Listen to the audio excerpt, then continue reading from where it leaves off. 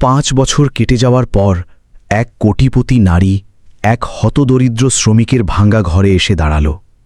আসল সত্য জানতে পেরে চারপাশের সবাই হতবাক হয়ে গেল।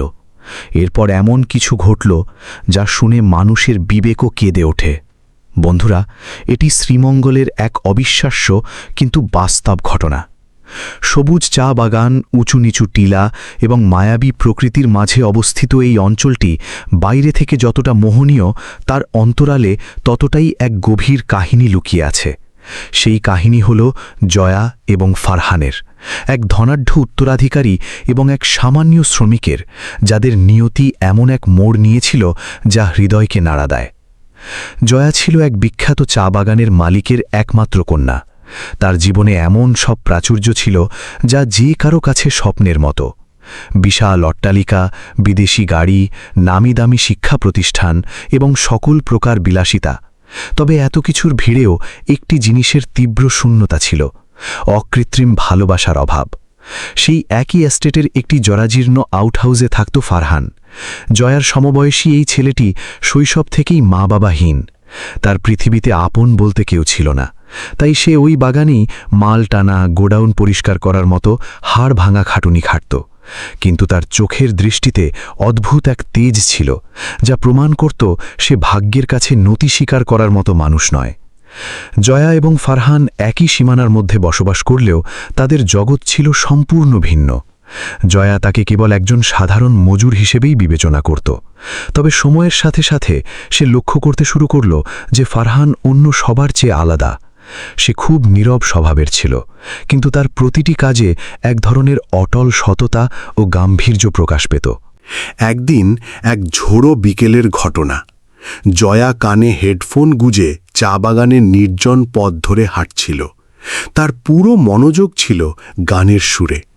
প্রবল বাতাসে হঠাৎ তার ঠিক উপরের একটি বিশাল পুরনো গাছের ডাল মড়মড় করে ভেঙে পড়তে শুরু করল।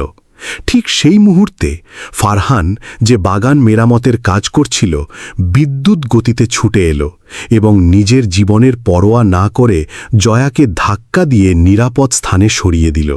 দুজনেই কাদার মধ্যে ছিটকে পড়ল, আর সেই বিশাল ডালটি ঠিক জয়ার দাঁড়ানোর জায়গাতেই আছড়ে পড়ল। কয়েক সেকেন্ডের জন্য চারপাশ নিস্তব্ধ হয়ে গেল। জয়ার বুক প্রচণ্ড কাঁপছিল। সে প্রথমবারের মতো ফারহানের দিকে তাকাল। সেই দৃষ্টিতে আতঙ্কের পাশাপাশি এক অদ্ভুত কৃতজ্ঞতা মেশানো ছিল। ফারহানের কাঁধ ছিলে গিয়ে কালশিটে পড়ে গিয়েছিল, রক্তও বেরোচ্ছিল, অথচ তার মুখে যন্ত্রণার কোনো ছাপ ছিল না। সে শান্ত কণ্ঠে জিজ্ঞেস করল, "আপনি কি ব্যথা পেয়েছেন ছোট বেগম?" সেই দিন প্রথম জয়ার কাছে ছোট বেগম ডাকটি যেন তীরের মতো বিঁধল। তার মনে হল এই সম্বোধনটি তাদের দুই ভিন্ন পৃথিবীর ব্যবধানকে আবারও চোখে আঙুল দিয়ে দেখিয়ে দিল। জয়ার বাবার কানে যখন এই খবর পৌঁছল, প্রথমে তিনি স্বস্তি প্রকাশ করলেন যে ছেলেটি তার মেয়েকে বাঁচিয়েছে। কিন্তু যখন তিনি খেয়াল করলেন জয়া বারবার ফারহানের সাহসিকতার কথা বলছে, তার আঘাত নিয়ে উদ্বিগ্ন হচ্ছে, তখন তার কপালে চিন্তার ভাঁজ পড়ল। নিজের একমাত্র মেয়ে একজন সামান্য শ্রমিকের প্রতি এতটা সহানুভূতিশীল হবে, এটা তার আভিজাত্যে আঘাত করল। রাতের বেলা তিনি ফারহানকে তার বিশাল ড্রয়িং রুমে ডেকে পাঠালেন। "তুমি নিজের আওকাত ভুলে যাচ্ছ," তিনি অত্যন্ত রূঢ় স্বরে বললেন। ফারহান কোনো উত্তর না দিয়ে মাথা নিচু করে শান্ত হয়ে দাঁড়িয়ে রইল। "তোমাকে যে মজুরি দেওয়া হয় শুধু সেই কাজটুকু করবে, এখানে রক্ষক সাজার কোনো চেষ্টা করবে না।" জয়া আড়াল থেকে এসব শুনছিল। তার হৃদয় ভেঙে চুরমার হয়ে যাচ্ছিল। সে ছুটে এসে প্রতিবাদ করল, "আব্বু, ফারহান না থাকলে আজ আমাকে হয়তো জীবিত দেখতে পেতে না।" কিন্তু তার বাবা মেয়ের যুক্তিতে কর্ণপাত করলেন না। "চুপ করো, আমি আর কোনো কথা শুনতে প্রস্তুত নই।" রাগে ফেটে পড়ে তিনি চরম এক সিদ্ধান্ত নিলেন। "আজ এই মুহূর্ত থেকে তুমি বরখাস্ত, এক্ষুনি আমার এস্টেট ছেড়ে বেরিয়ে যাও।" পুরো হলরুম নিস্তব্ধতায় ছেয়ে গেল। ফারহান শেষবারের মতো জয়ার দিকে দৃষ্টি ফেরাল। তার সেই দৃষ্টিতে কোনো ক্ষোভ বা আক্ষেপ ছিল না, কেবল এক গভীর প্রশান্তি ছিল। সে অত্যন্ত ধীর গলায় বলল, "আমি চলে যাচ্ছি স্যার, তবে আমি যা করেছি তা নিছকই একজন মানুষের প্রতি আরেকজন মানুষের দায়িত্ববোধ থেকে করেছি, অন্য কোনো আশায় নয়। জয়ার দুচোখ বেয়ে অঝরে অশ্রু ঝরতে লাগল। সে ব্যাকুল হয়ে বলল, যেও না ফারহান, আমি অনুরোধ করছি। কিন্তু ফারহান ম্লান হেসে উত্তর দিল, কিছু দূরত্ব বজায় রাখাই সবার জন্য মঙ্গলজনক ছোট বেগম। ভালো থাকবেন। এই কথা বলে সে ঘুরে দাঁড়াল এবং আর কোনোদিন পেছনে না তাকিয়ে সেই রাজকীয় সীমানা ত্যাগ করল। তার প্রস্থানের পর পুরো এস্টেট আগের মতোই রইল। সেই জাঁকজমক, সেই বিশাল বাগান, সেই শত শত কর্মী। তবুও জয়ার কাছে মনে হল যেন সব শূন্য হয়ে গেছে। সেই রাতে নিজের বিলাসবহুল বিছানায় বসে সে প্রথমবারের মতো জীবনকে প্রশ্নবিদ্ধ করল। অর্থ, বিত্ত আর আজিজত্বই কি একজন মানুষের আসল পরিচয়? তার বারবার ফারহানের মুখচ্ছবি মনে ভাসতে লাগল। তার সেই সরলতা, তার আত্মমর্যাদা, তার নিঃস্বার্থ আত্মত্যাগ। সে গভীরভাবে উপলব্ধি করল যে সে কেবল একজন সাধারণ কর্মীকে হারায়নি, বরং একজন খাঁটি মনের মানুষকে হারিয়েছে। রাতের অন্ধকারে সে দীর্ঘশ্বাস ফেলে ভাবল, প্রকৃতপক্ষে সেই ছিল সবচেয়ে বড় ধনী। আর এখান থেকেই এমন এক অধ্যায়ের সূচনা হয় যেখানে সময় এবং ভাগ্য মিলেমিশে এমন এক চরম সত্য উন্মোচন করতে চলেছিল যা শুনলে যে কোনো মানুষ শিউরে উঠবে। ফারহান সেই প্রবল বৃষ্টির রাতে শ্রীমঙ্গলের পিচ ঢালা পথ ধরে হাঁটতে শুরু করল।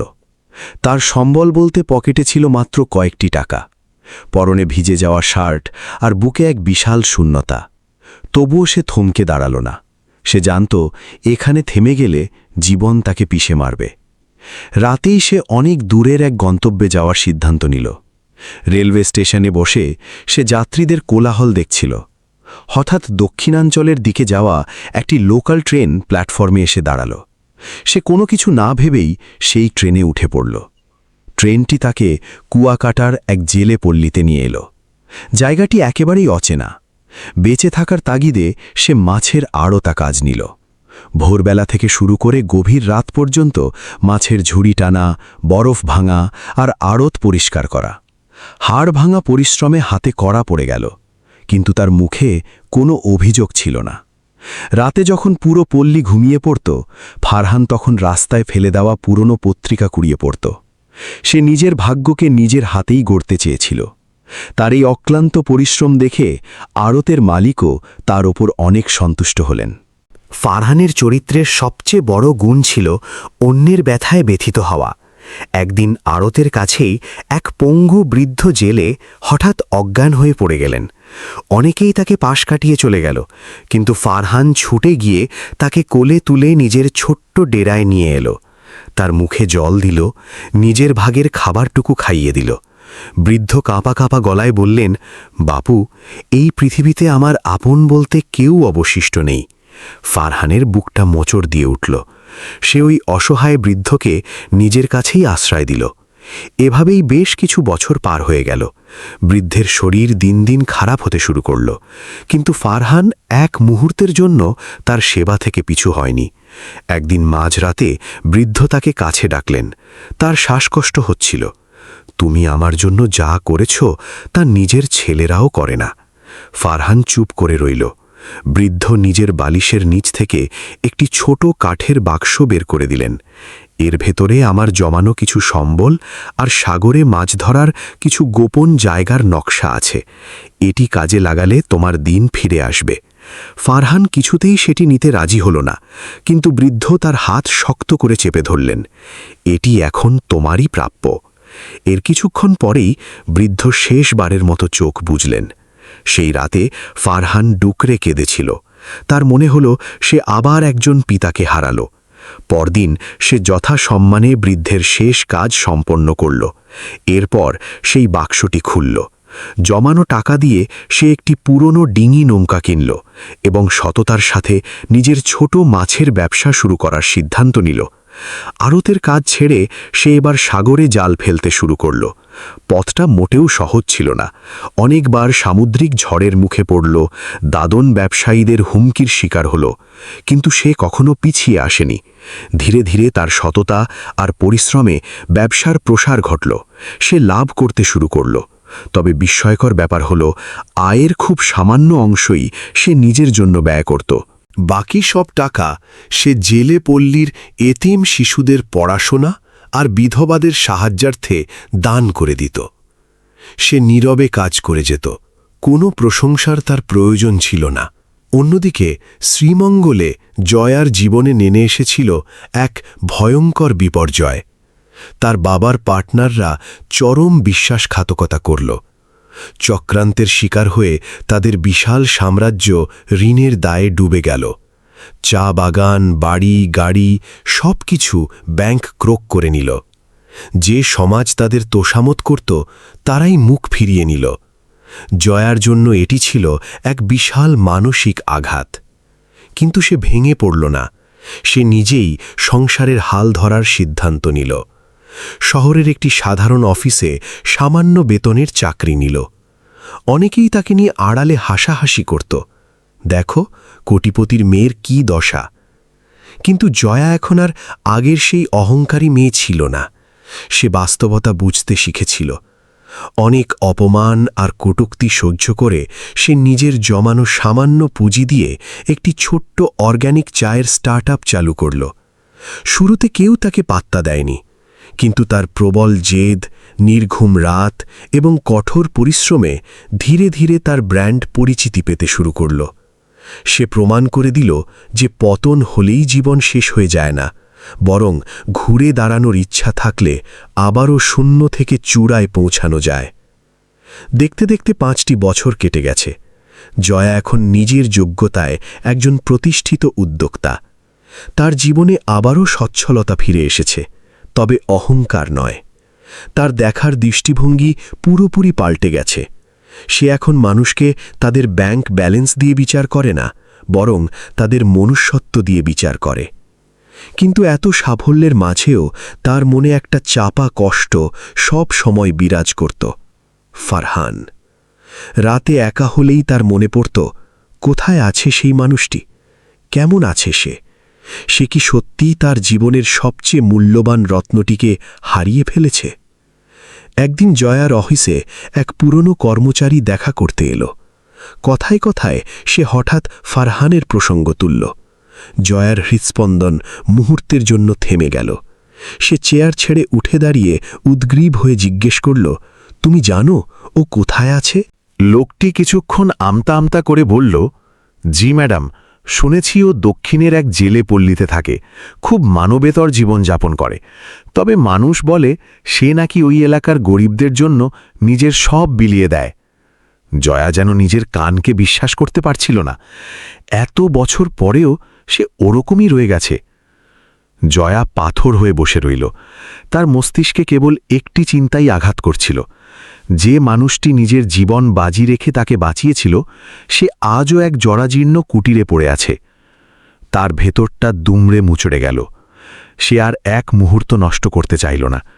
সে সিদ্ধান্ত নিল যে কোনো মূল্যে সে ফারহানের কাছে যাবে, আর এবার সে কোনোভাবেই তাকে হাতছাড়া করবে না। তার চোখে ছিল এক প্রবল আত্মবিশ্বাস। সে জানত এবার সে যা করতে চলেছে তা শুধু তার নয়, আরও অনেকের জীবনের মোড় ঘুরিয়ে দেবে। পরদিন ভোরে জয়া নিজের গাড়ি নিয়ে একাই বেরিয়ে পড়ল। গন্তব্য অনেক দূরের এক উপকূলীয় গ্রাম। শহরের কংক্রিটের জঙ্গল পেরিয়ে সে যত এগোতে লাগল, তার ভেতরের অস্থিরতা তত বাড়তে লাগল। 5টি বছরের দীর্ঘ ব্যবধান আর হাজারো না বলা কথা তার মনে তোলপাড় সৃষ্টি করছিল। অবশেষে তার গাড়ি একটি কর্দমাক্ত মেঠো পথের সামনে এসে থামল।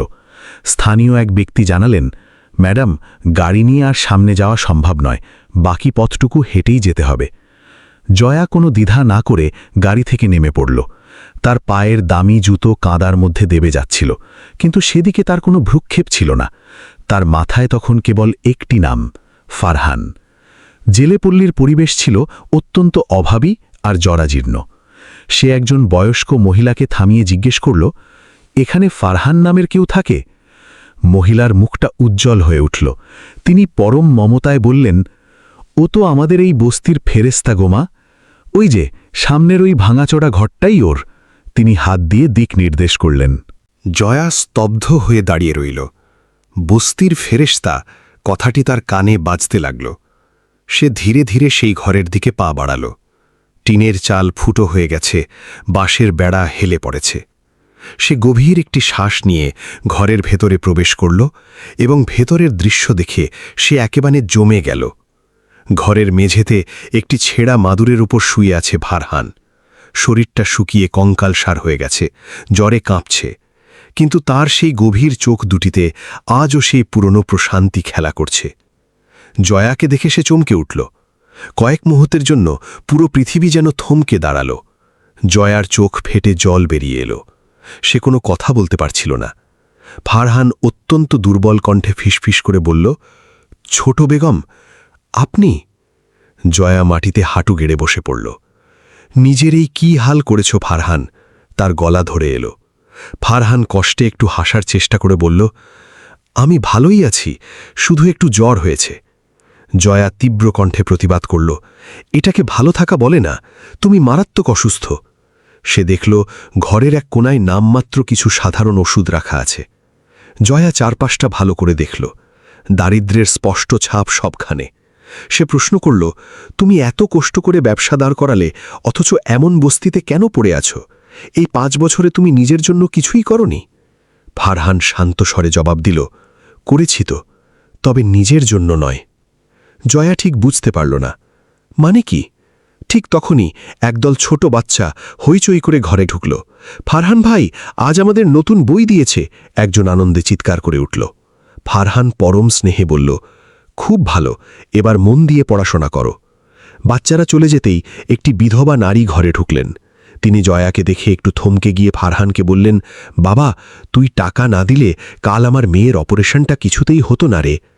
ফারহান তাকে থামিয়ে দিল, খালা, এসব কথা বলে আমাকে লজ্জিত করবেন না। জয়া এবার পুরো বিষয়টি মেলাতে পারল। সে অস্ফুট স্বরে জিজ্ঞেস করল, তার মানে তুমি উপার্জনের সব টাকাই এদের পেছনে ব্যয় করেছ? ফারহান মৃদু মাথা নাড়ল। এরা যে বড্ড অসহায়। জয়া চোখের জল মুছে বলল, আর নিজের ভবিষ্যতের কথা একবারও ভাবলে না? ফারহান হাসল। এদের মুখের হাসি দেখলেই আমার ভবিষ্যৎ উজ্জ্বল মনে হয়। জয়ার বুকের ভেতরটা হাহাকার করে উঠল। তুমি বোঝো না তুমি জীবনে কত কিছু হারিয়েছ। ফারহান তার দিকে তাকিয়ে বলল, আমি কিছুই হারাইনি, আমি যা পেয়েছি তা টাকার চেয়েও দামি। ঘরের ভেতর পিন পতন নীরবতা নেমে এলো। জয়া এবার শক্ত করে তার হাত চেপে ধরল। অনেক হয়েছে ফারহান, এবার তুমি আমার সাথে শহরে চলো, আমি তোমাকে ভালো হাসপাতালে ভর্তি করাবো। ফারহান তার হাত ছাড়ানোর চেষ্টা করে বলল, না, আমি যাব না। আমি মরে গেলে এই অসহায় মানুষগুলোর কি হবে? জয়া থমকে গেল। এই অকাট্য যুক্তির কাছে তার কোনো উত্তর ছিল না, কিন্তু সেও এত সহজে হার মানার পাত্রী ছিল না। ঠিক সেই সময় পল্লীর একজন বয়স্ক লোক হন্তদন্ত হয়ে ঘরে ঢুকলেন। তিনি জয়াকে দেখে বললেন, মা, ওর অবস্থা খুব খারাপ, ডাক্তার বলেছে ওর লিভারে বড় সমস্যা, দ্রুত দামি চিকিৎসা না করালে ওকে বাঁচানো যাবে না। জয়ার হৃৎপিণ্ড যেন থেমে যাওয়ার উপক্রম হল। সে বুঝতে পারল ফারহান নিজের এই ভয়ানক রোগের কথা জেনেও চিকিৎসার অভাবে মৃত্যুর জন্য অপেক্ষা করছিল। জয়ার মনের ভেতর জমে থাকা কষ্টটা মুহূর্তে এক লৌহ দৃঢ় সংকল্পে পরিণত হল। সে কঠিন স্বরে ঘোষণা করল, আমি আর একটিও কথা শুনতে চাই না, তুমি আমার সাথে যাচ্ছ, এটাই চূড়ান্ত কথা। ফারহান আপত্তি করতে চাইল, কিন্তু তার শরীরে সেই জোর ছিল না। জয়া জীবনে প্রথমবারের মতো ফারহানের ওপর নিজের পূর্ণ অধিকার খাটিয়ে বলল, গতবার তোমাকে দূরে সরে যেতে দিয়েছিলাম, কিন্তু এবার আমি তোমাকে মরতে দেব না। জয়ার এই বজ্রকঠিন রূপ দেখে ফারহান আর কোনো কথা বলতে পারল না। সে কেবল চোখ বন্ধ করে নিজেকে নিয়তির হাতে সঁপে দিল। জয়া তৎক্ষণাৎ নিজের মোবাইল বের করে জরুরি অ্যাম্বুলেন্স আর লোকাল ক্লিনিকে ফোন করল। পুরো বস্তির মানুষ বাইরে জড়ো হয়ে গেল। সবার চোখে জল। অ্যাম্বুলেন্স আসার পর জয়া নিজেই ফারহানের মাথা কোলে নিয়ে বসল। গাড়ি সাইরেন বাজিয়ে শহরের দিকে ছুটতে শুরু করল। পেছনে পড়ে রইল সেই জরাজীর্ণ বস্তি। জয়া জানলা দিয়ে বাইরের অন্ধকারের দিকে তাকিয়ে প্রতিজ্ঞা করল, এবার সে মানবতার কাছে মৃত্যুকে হারতে দেবে না। যে কোনো মূল্যে সে ফারহানকে ফিরিয়ে আনবে। অ্যাম্বুলেন্সের তীক্ষ্ণ সাইরেন হাইওয়ের নিস্তব্ধতা চিরে ঢাকার দিকে ছুটে চলছিল। ভেতরে জয়া এক মুহূর্তের জন্যেও ফারহানের হাত ছাড়েনি। তার চোখে প্রবল আতঙ্কের পাশাপাশি এক অদম্য জেদ কাজ করছিল। হাসপাতালে পৌঁছতেই জরুরি বিভাগের চিকিৎসকরা তাকে নিয়ে ব্যস্ত হয়ে পড়লেন। সরাসরি আইসিইউতে স্থানান্তর করা হলো। যন্ত্রপাতির বিপ বিপ শব্দ, ডাক্তারদের দৌড়াদৌড়ি সবকিছু জয়াকে ভেতর থেকে কাঁপিয়ে দিচ্ছিল। একজন সিনিয়র চিকিৎসক বাইরে এসে গম্ভীর মুখে বললেন, রোগীর অবস্থা সংকটাপন্ন, চিকিৎসা দীর্ঘমেয়াদী এবং অত্যন্ত ব্যয়বহুল হবে। জয়া শক্ত গলায় উত্তর দিল, টাকার অঙ্ক নিয়ে ভাববেন না ডাক্তার সাহেব, শুধু ওর জীবনটা ভিক্ষা দিন। শুরু হলো এক দীর্ঘ যুদ্ধ। দিনের পর দিন, সপ্তাহের পর সপ্তাহ কাটতে লাগল। মাঝে মাঝে মনে হতো ফারহান হয়তো আর ফিরবে না। যখনই মনিটরের গ্রাফ নিচে নেমে যেত, জয়ার নিঃশ্বাস বন্ধ হয়ে আসত। কিন্তু সে আইসিইউর বাইরে মাটি কামড়ে পড়ে রইল। রাতের বেলা কাঁচের দেয়ালের ওপার থেকে সে ফারহানের দিকে তাকিয়ে ফিসফিস করে বলতো, তোমাকে এই লড়াইয়ে জিততেই হবে ফারহান, আমি তোমাকে এত সহজে মুক্তি দিচ্ছি না। অবশেষে এক গভীর রাতে এক অলৌকিক ঘটনা ঘটল। ফারহান খুব ধীরে ধীরে চোখ মেলল। জয়া নার্সের অনুমতি নিয়ে ভেতরে ছুটে গেল। ফারহান, তুমি শুনতে পাচ্ছ? তার গলা কান্নায় বুঝে আসছিল। ফারহান ঘোলাটে দৃষ্টিতে তার দিকে তাকিয়ে খুব ম্লান একটি হাসি দিল। আপনি এখনো যাননি? জয়ার গাল বেয়ে অঝরে জল ঝরতে লাগল। তোমাকে একা ফেলে আমি যাব কোথায়? ফারহান দীর্ঘশ্বাস ফেলে বলল, আমার জন্য এত কষ্ট করা আপনার ঠিক হয়নি, আমি এর যোগ্য নই। জয়া তার ঠোঁটে আঙুল চেপে ধরল। খবরদার, আর কখনো এই কথা বলবে না। তুমি জানো না তুমি আমার জীবনের কত বড় অংশ। ফারহান তার চোখের দিকে তাকালো। আজ তাদের মাঝে কোনো চা বাগান, আভিজাত্য বা দারিদ্র্যের দেয়াল ছিল না, ছিল কেবল দুটি তৃষ্ণার্ত আত্মা। জয়া কাঁদতে কাঁদতে বলল, আমি সব সময় তোমার মনটা পড়তে পারতাম ফারহান, শুধু সমাজের ভয় বলতে পারিনি। ফারহানও কেঁদে ফেলল। আমি ভয় পেতাম আমার দারিদ্র্য যেন আপনাকে অসম্মানিত না করে। জয়া তার হাত শক্ত করে ধরে বলল, আজ থেকে জেনে রেখো, আসল সম্মান কেবল এই অন্তরের। সেই রাতের পর ফারহানের শরীরে দ্রুত উন্নতি হতে শুরু করল। চিকিৎসার ইতিবাচক সাড়া দেখে ডাক্তাররাও অবাক হয়ে গেলেন। কয়েক সপ্তাহ পর তাকে আইসিইউ থেকে সাধারণ কেবিনে দেওয়া হলো। সে প্রথমবারের মতো জানলা দিয়ে ভোরের সূর্য দেখল। তার পাশে দাঁড়িয়ে আছে জয়া। ফারহান স্বস্তির নিঃশ্বাস ফেলে বলল, মনে হচ্ছে ঈশ্বর আমাকে আরও একবার বাঁচার সুযোগ দিলেন। জয়া মুচকি হেসে বলল, এটা শুধু বাঁচার সুযোগ নয় ফারহান, এটা আমাদের জীবনের এক নতুন অধ্যায়ের সূচনা। ফারহান যেদিন হাসপাতাল থেকে রিলিজ পেল, সেদিন জয়া কোনো আড়ম্বরপূর্ণ অনুষ্ঠানের আয়োজন করেনি। কোনো মিডিয়ার কাভারেজ বা লোক দেখানো সেলিব্রেশন ছিল না। কেবল দুজনের চোখে ছিল পৃথিবী জয়ের আনন্দ। হাসপাতালের গেটে দাঁড়িয়ে ফারহান জিজ্ঞেস করল, এরপর কি, আমরা কোথায় যাব? জয়া পরম মমতায় তার দিকে তাকিয়ে বলল, আমরা সেখানেই যাব যেখানে তুমি তোমার জীবন উৎসর্গ করেছ। কিন্তু এবার তুমি একা নও, আমরা দুজন মিলে সেই কাজ করব। কয়েকদিন পর তারা দুজনেই সেই জেলে পল্লীতে ফিরে গেল। বস্তি মানুষ তাদের দেখে আনন্দে আত্মহারা হয়ে গেল। সবার চোখে জল আর মুখে হাসি। ফারহান সবাইকে জড়িয়ে ধরে বলল, আমি ফিরে এসেছি। জয়া সবার সামনে ঘোষণা করল, আজ থেকে এই পল্লীতে কেউ বিনা চিকিৎসায় কষ্ট পাবে না। তারা দুজনে মিলে সেখানে একটি আধুনিক ক্লিনিক এবং একটি অবৈতনিক বিদ্যালয় প্রতিষ্ঠা করল। যে কাজ ফারহান একসময় নিজের সর্বস্ব দিয়ে একা করত, আজ জয়ার শক্তিতে তা বিশাল আকার ধারণ করল। তাদের জীবন এখন শুধু নিজেদের জন্যই ছিল না, ছিল অসংখ্য অসহায় মানুষের জন্য। কিছুদিন পর সেই পল্লীতেই অত্যন্ত সাদামাটাভাবে তাদের বিবাহ সম্পন্ন হল। কোনো জাঁকজমকপূর্ণ গেট নয়, কোনো দামি খাবার নয়, কেবল একদল সহজ সরল মানুষের বুক ভরা দোয়া আর ভালোবাসার মাঝে তারা দুজন এক হল। বিয়ের রাতে ফারহান সমুদ্রের দিকে তাকিয়ে জয়াকে বলল, আমি স্বপ্নেও ভাবিনি জীবন আমাকে এত বড় উপহার দেবে। জয়া তার কাঁধে মাথা রেখে উত্তর দিল, এটা জীবন দেয়নি ফারহান, তোমার নিঃস্বার্থ মানবতাই তোমাকে এই উপহার ফিরিয়ে দিয়েছে। সময়ের সাথে সাথে জয়া এবং ফারহানের এই অদ্ভুত প্রেমের কাহিনী চারিদিকে ছড়িয়ে পড়ল। মানুষ তাদের কেবল সফল ব্যবসায়ী হিসাবে চিনত না, তারা বলতো এরা হলো সেই মানুষ যাদের সম্পদের চেয়ে হৃদয়ের বিশালতা অনেক বেশি। আর এটাই ছিল চরম সত্য। তারা গোটা সমাজকে দেখিয়ে দিয়েছিল যে অর্থ হয়তো মানুষের জীবনকে সহজ করতে পারে, কিন্তু একমাত্র মানবতাই পারে একটি জীবনকে সার্থক ও সুন্দর করে তুলতে।